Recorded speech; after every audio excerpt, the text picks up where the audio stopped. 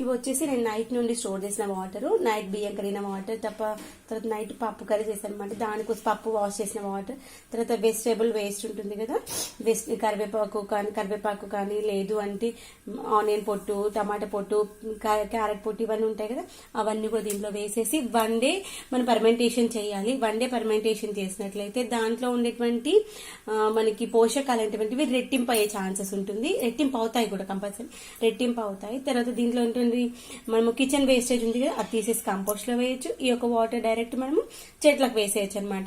అయితే ఈ యొక్క వాటర్ చెట్లకు వేసేటప్పుడు దీన్ని డైల్యూట్ చేసి వేయాలి. అప్పుడు ఏంటంటే మనకి ఎక్కువ న్యూట్రిషన్స్ ఒకేసారి ఇవ్వకుండా కొంచెం కొంచెంగా ఇచ్చినట్లయితే ఎదుగుదల అనేది వస్తుంది కదా. మనమైనా అది హెల్త్ కి మంచిది కదా అని ఎక్కువ తీసుకున్నాం అనుకోండి, అది మంచిగా ఉండదు కదా.